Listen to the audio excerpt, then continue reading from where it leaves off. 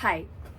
I'm very excited to be making this video. Do you hear me? I'm very excited. Yeah, so we already know that I like Sonic, and we already know that I like music, and we already know that I'm an English major, so we're gonna analyze the lyrics in Undefeatable from Sonic Frontiers. I do have a cover with like just me and my guitar, but like I don't know if it's gonna be very good. It's kind of hard to translate a song like this into something kind of more like acoustic and calm. So we'll see if it actually makes it into the video. If it does, you'll hear clips of me playing it because I don't want to get copyright stricken. And yeah. Also, I was going to do it in the original key, but I was either going to have to be in my head voice the whole time, or the chorus was gonna be super duper deep. Yeah, so both options were like, no. So I just transposed it up 2 steps, so hope that's fine. And yes, because I'm playing guitar sitting, because this is a very small room, I have no breath support.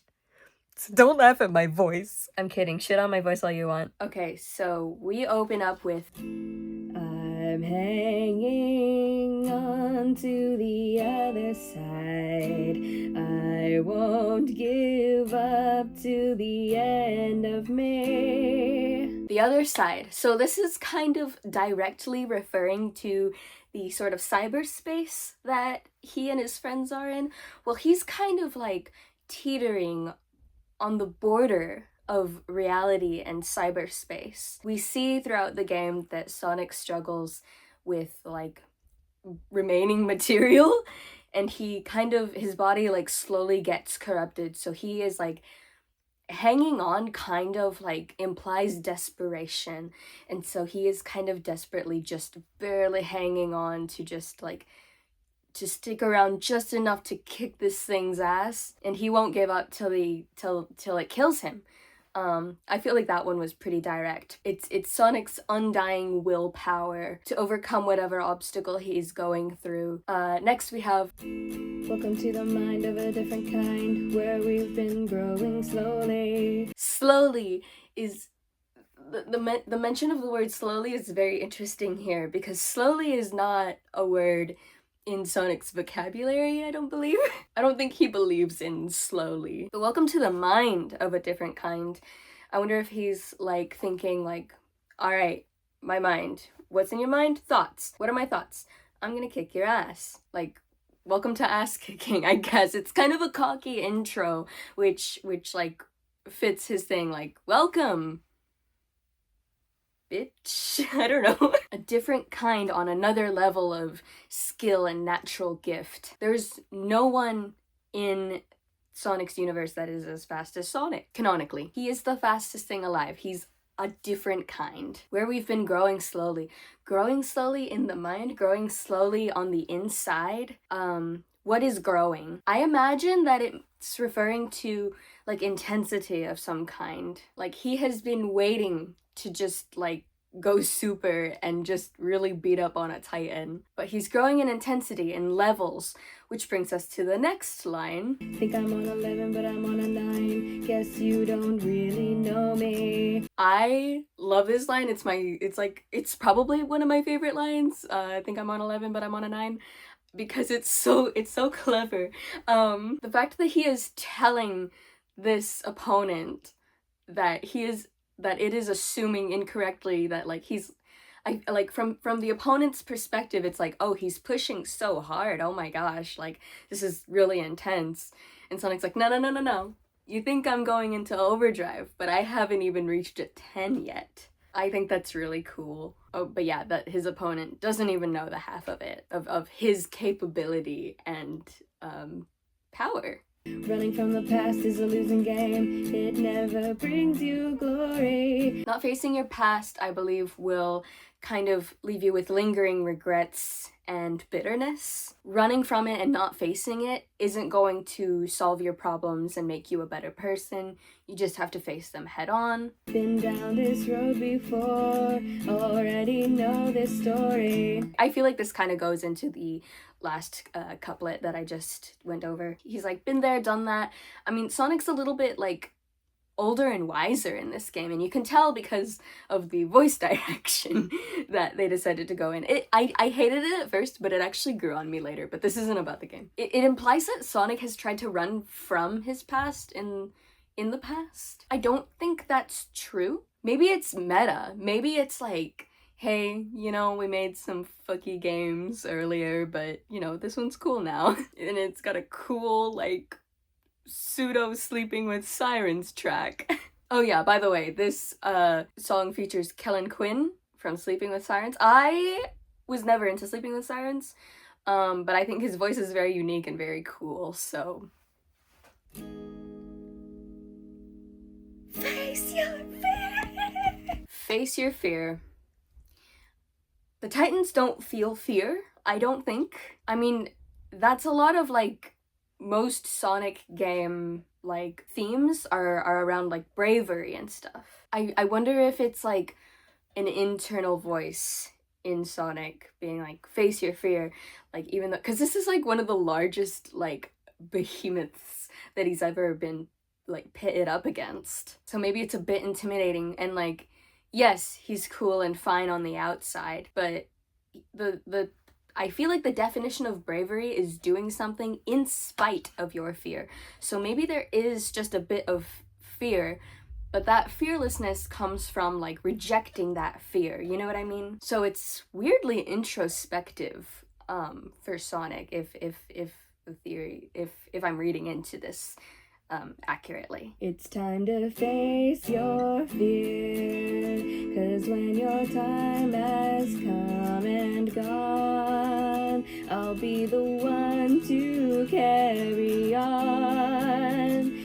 On the surface, it kind of sounds like affectionate almost. Like, it sounds affectionate because it sounds like you're going to carry that memory of the person with you.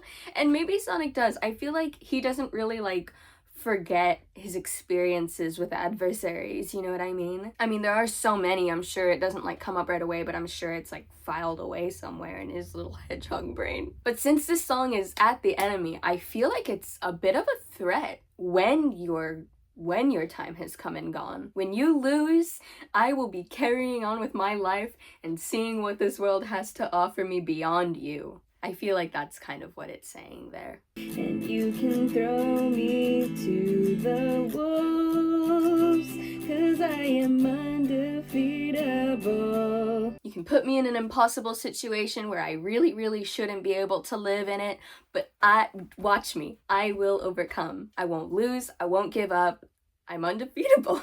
No matter what challenge you put me up with, is essentially what I believe that's saying. And then it repeats I'm hanging on to the other side, that couplet, and then it goes to I'm what you get when the stars collide. Now face it, you're just an enemy. I'm what you get when the stars collide. And I feel like a lot of people really like this line. I certainly do. This is a declaration of a catastrophic event. Stars colliding? It's quite violent. So again, I think it calls back to that line, welcome to the mind of a different kind. It's kind of calling back to the different kind bit. And it just exudes confidence that he knows that he's not something you find every day. He is a rarity, if you will. Now face it, you're just an enemy. An enemy in the story, it's something to overcome, to progress with the story, and will not be thought of later. You're not the hero or an undefeatable force, you're just an enemy. And then it goes to a whoa, whoa. Ow. My hand just cramped. You're crossing the line. Now you've run out of time. I'll take what is mine. Crossing the line, I feel like that's like, hey, you took my friends and you imprisoned them. That's too bloody far, dude. Now you've run out of time. Time to live.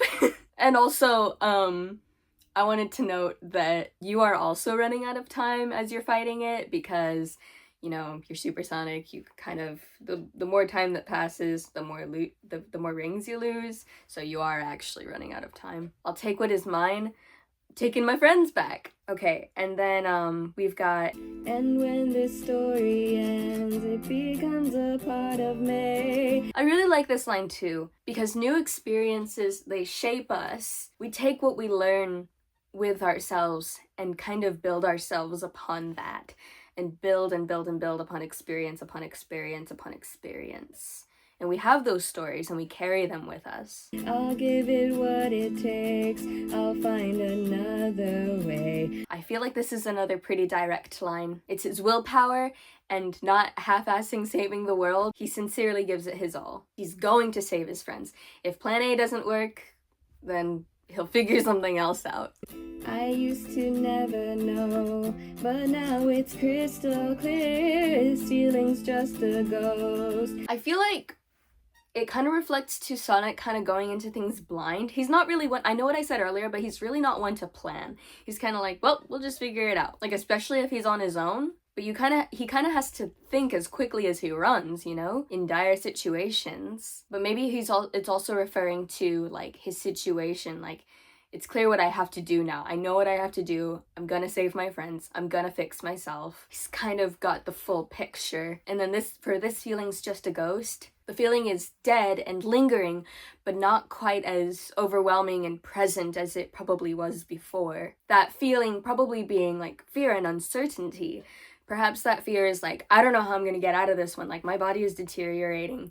My body is all I have. But yeah, maybe that fear isn't as full-bodied and powerful as it was before. It's just a ghost. So I think those are all of the lyrics.